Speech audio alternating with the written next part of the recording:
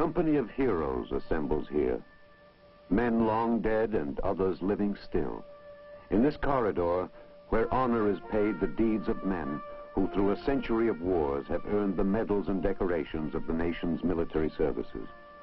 Ghosts whose bodies sleep at Shiloh and beneath coral beaches on islands burning in the sun.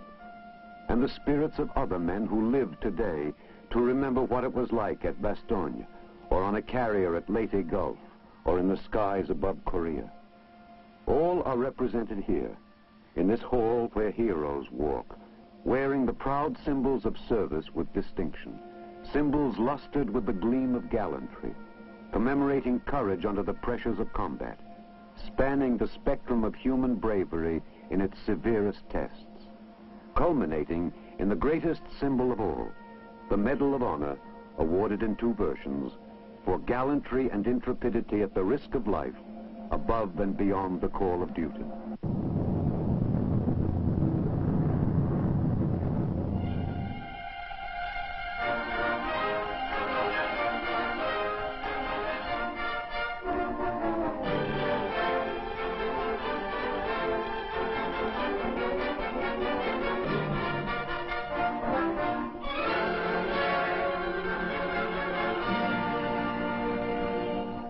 Man is a faltering animal. He weeps, he bleeds, he falls and fails and feeds on the insubstantial stuff of dreams. But there's also a nobility in him, a clean, hard gem of splendor, packed into the frail clay by the hand of God, the source of those virtues which are his special glory and which enable him to raise his eyes to the stars even when his feet are in the mud. Such a virtue is his power to love. Such is his knowledge of beauty. Such is his courage. Men, in their tribes and the societies they've built, in their homes and nation states and in their armies, have always honored courage when they found it among their own. For this quality, courage, bravery, whatever name we call it by, is the royal virtue. And men, when they see it, glimpse the nobility of their line. In its reflected glow, all men are kings.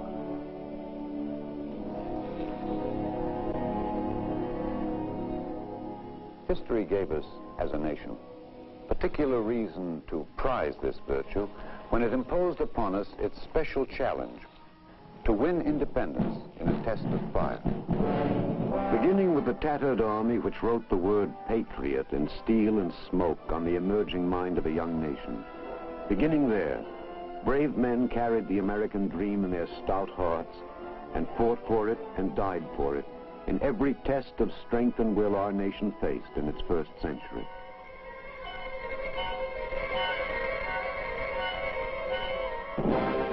They were unsung, most of these early heroes. No medals were forged in their name or their honor. For we were still rebelling in those days of our lusty youth against our old world heritage.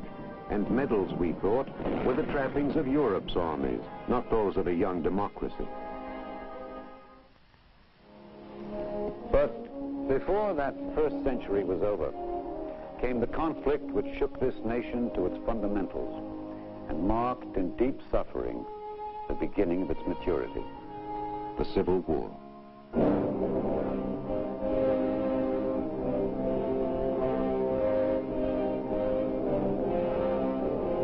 So nobly conceived, so proudly constructed, the American Union now lay bleeding and perhaps dying.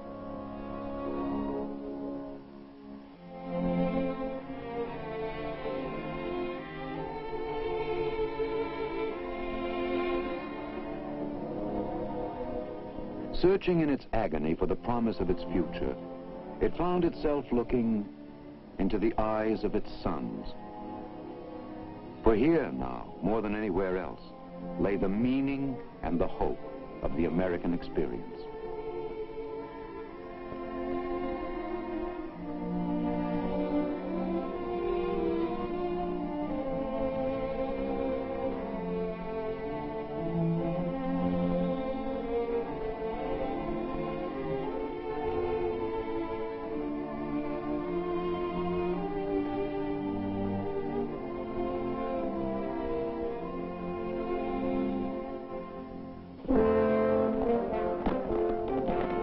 The nation had shaped the man.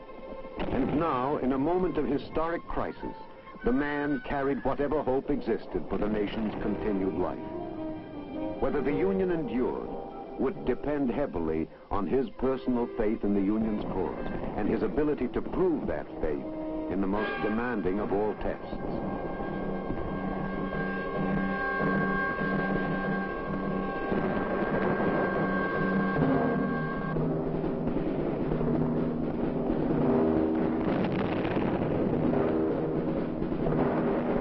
He fought with courage, and a grateful people in the midst of war forged a medal to honor that courage. In the swirling fury of battlefields which scarred the American heart, the Medal of Honor was born. The Civil War was deeply felt on both sides. The cause to each was sacred. Bravery wore a gray uniform as well as blue. But in the perspective of history, the preservation of the Union was the greater cause. And the Medals of Honor awarded to the Army, Navy, and Marines in that war are testaments to brave deeds which gave us the Union forever. In the war of its birth, the Medal of Honor was the only award for gallantry in action. Later, other medals would be created to commemorate bravery in all its forms. And in the process of this distillation, the Medal of Honor would emerge as the supreme award, earned only by gallantry and intrepidity above and beyond the call of duty. With the tragic war over, the nation took up the heavy task of binding its wounds. The guns of the big war were silent now, but on the western frontier, the fires of another kind of war still flamed. Charged with the task of making the frontier safe was the regular army. Out west, that meant the cavalry.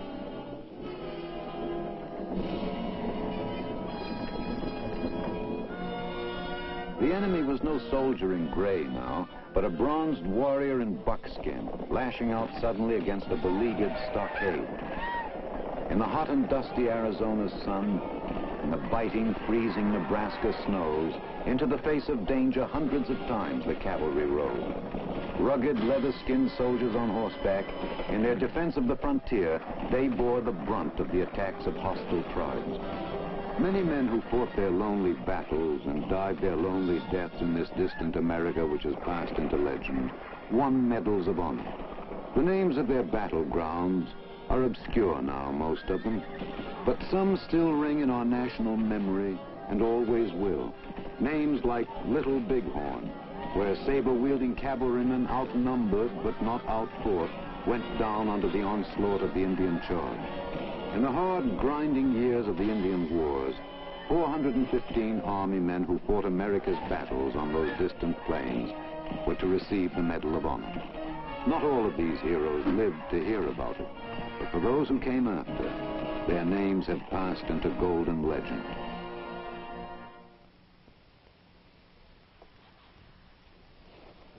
It's 1898 now. The century of consolidation, of cataclysmic change, of division and reaffirmation is drawing to a close. The nation hears the first faint echoes of history's insistence that it look beyond its own shores and take its place in the world at large. In Cuba, Havana Harbor is shaken by an enormous explosion, one whose thundering reverberations sound from shore to shore in our land. The explosion is caused by the sinking of the United States battleship Maine, sent to Cuba to protect Americans during the Cuban battle for liberty against Spain. The cry, "Remember the Maine," sweeps the nation. And none shouted it louder than a band of rugged men called the Rough Riders.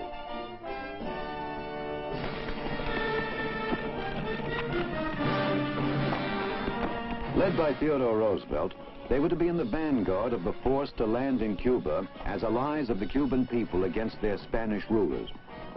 Roosevelt and Colonel Leonard Wood recruited about 1,000 men who were to be good shots and good riders. And a tough and hardy lot they were. Their greatest day was July 1st, 1898. Their objective was a crucial hill in enemy hands. To reach it, they had to advance under deadly fire every bit of the way.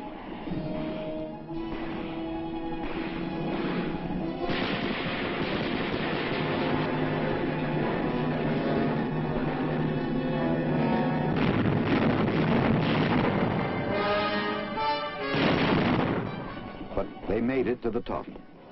And history recorded the charge up San Juan Hill as one of its most stirring chapters of courage in combat.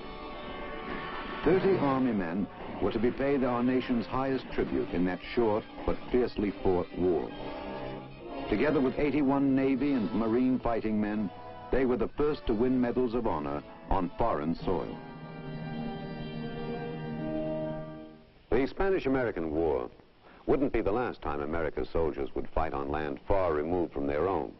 The end of that war brought international responsibilities, and over the years these responsibilities would grow.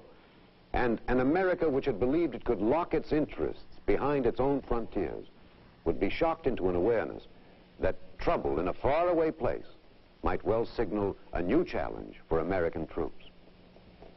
We who live in this tense and global day have learned to live with that idea. But to those of an earlier time, suspicious of foreign entanglements and foreign adventures, the idea was shattering.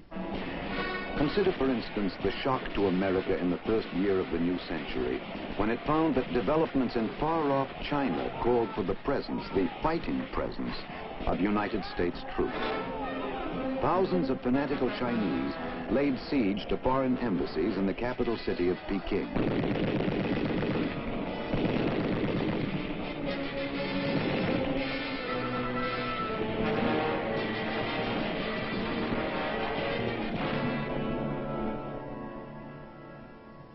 As engagements go, the Boxer Rebellion was a minor one. It occupies little more than a footnote in our military history. But brave men fought there, and some of them won the Medal of Honor. And of these winners, one man's courageous action has come down through the years as a symbol of the kind of courage which the bravest of the brave have displayed in all wars. He was a bugler with an infantry regiment. The Americans and other forces trying to relieve the besieged embassies were blocked by a 30-foot wall. The bugler's company commander called for a volunteer to scale the wall.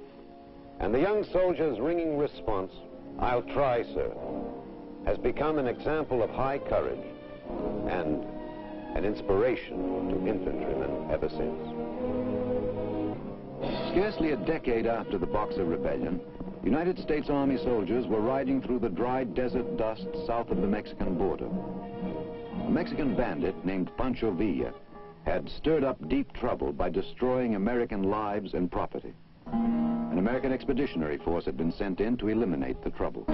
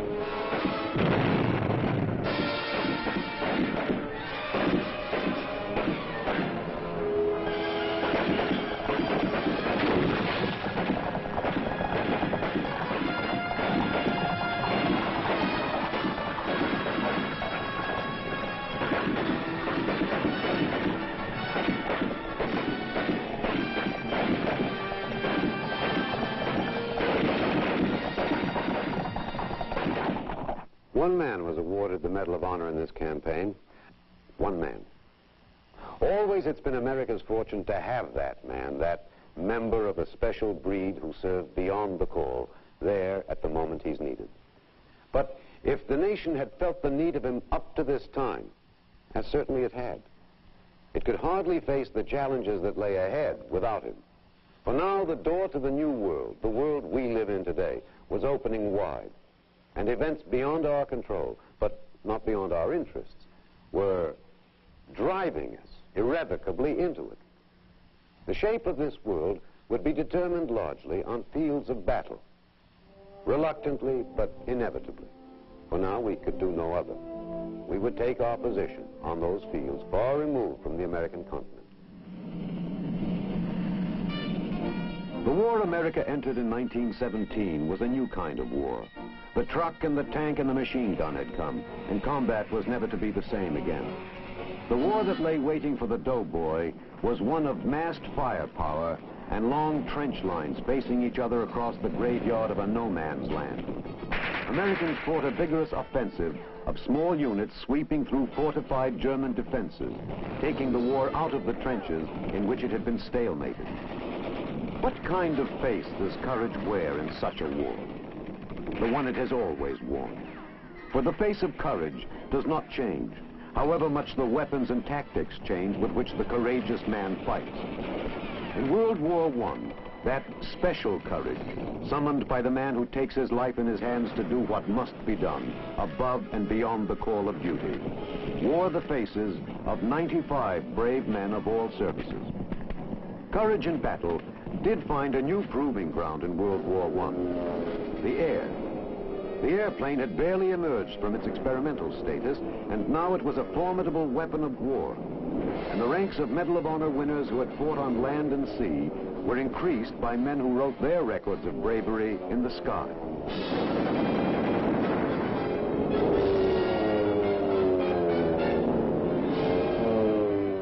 World War I, with its particular call on bravery in a kind of war new to the world at that time, saw the introduction of the airplane in combat. Scarcely a generation later, a second world war came to America on the wings of the same machine, now a highly developed weapon of destruction. 14 million Americans served in uniform during this greatest and most destructive war in history.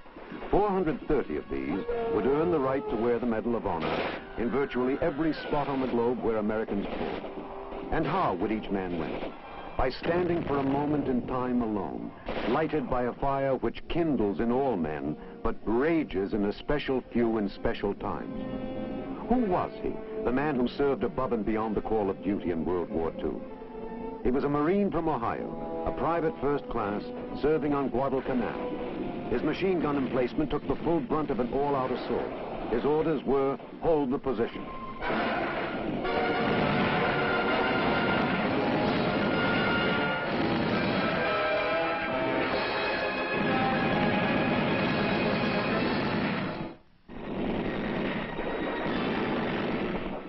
All through the night he held off the Japanese.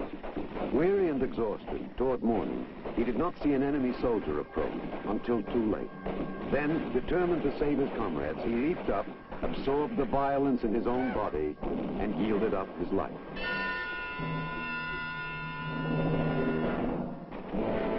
He was an army platoon leader whose unit was pinned down by the Germans, blocking an American advance.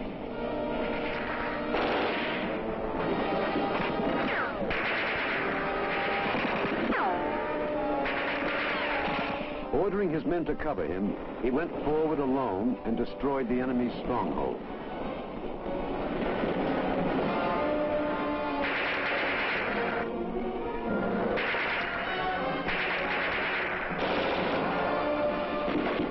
When his job was done, he brought his men forward, and in the process, memorialized the heroic stance of leadership wherever men fight.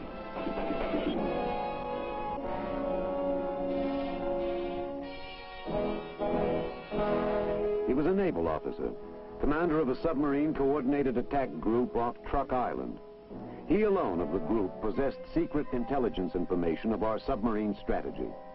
He carried out his secret orders, and the enemy paid dearly.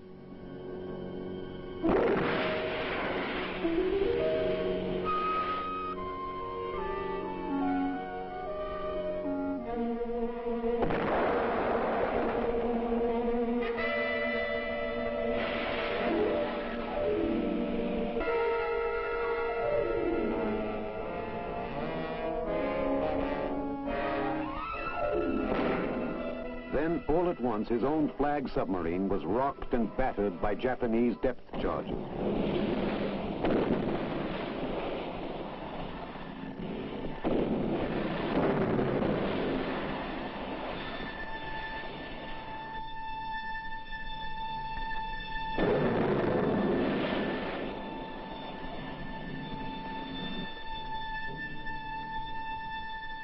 damage was soon beyond repair.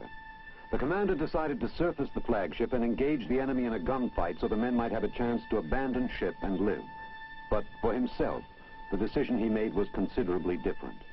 Rather than risk capture and possibly reveal secret plans under enemy torture or use of drugs, he decided that he would remain aboard the vessel.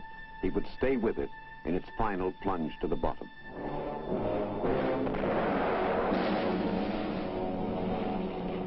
He was a flying colonel who led a mission which seemed incredible in 1942. One which started with bombers being lifted from the deck of an aircraft carrier, where these planes were destined for Japan, and the Air Force then had no suitable airfields close enough for them to leave from. In those dark early months of the war, the mission of these volunteer airmen electrified the country with a thrill of hope and pride. They carried the war to the enemy, to a confident Tokyo which then believed itself invulnerable to attack. So audacious was the mission, so daring in conception and performance, the Japanese defenders were caught by complete surprise. The attackers came roaring in over the Japanese mainland, and first blood, the first of much to follow, was drawn from the enemy.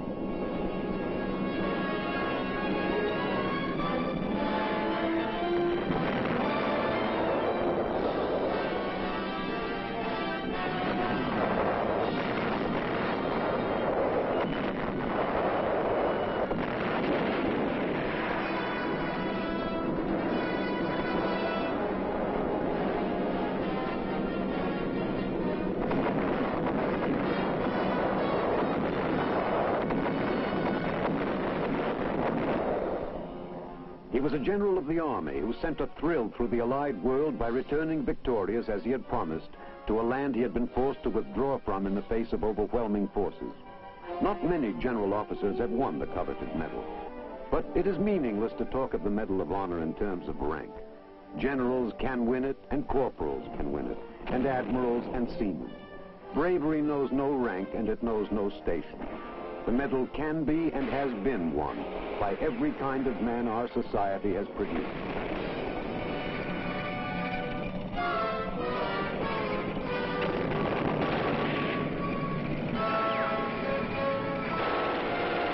It can be won in wars of all kinds, as it has been in our time, from the mighty epic of a war that stretched across the world to one localized on the narrow peninsula of Korea. In the hills of this divided and far-off land, Americans faced communist guns for the first time. Korea was a war of symbols.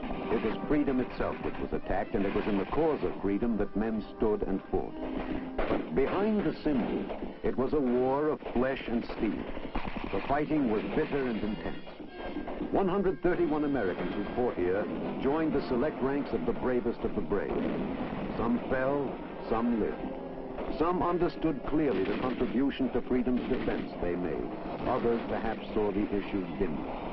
But each of them reached the summit of America's pyramid of honor by a supreme act of bravery above and beyond the cause.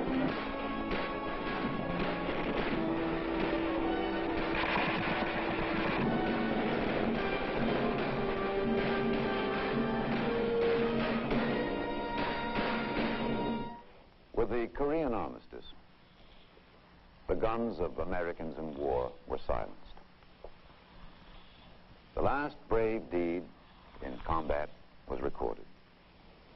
And thus, in a sense, the story of the Medal of Honor to this day is closed. The heroic adventures of the 3,156 who have won it in a century of wars are preserved between the bindings of official histories. And all are woven into the living legend of a people and a people's spirit. But for this very reason, the story of the Medal of Honor is not ended, and indeed cannot end. But the particular essence of the medal is not what it is, or even the epic tales of those who've earned it, but more than anything else, what it represents. That precious quality which Lincoln called devotion, transformed in an atmosphere of danger into a courage whose presence ennobles man. Such a quality does not die. It lives unflowered and unseen. But if it's needed, it's there. Once more, America stands in crisis. And as in other days, searching for the promise of its future, it finds itself looking into the eyes of its sons. Their defense of freedom is a silent one, but most solidly real. Their mission, urgent in the eyes of mankind, demands more of patience and skill, of effort and adjustment and quiet determination than it does of courage. They train so that war, with its special call for bravery, will never come.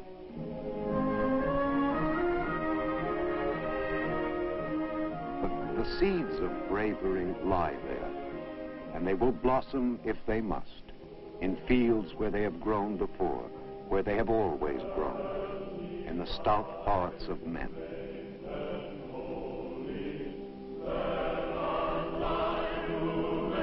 The links in the soldier's tradition are strong ones, and the heritage of those who serve today reaches far.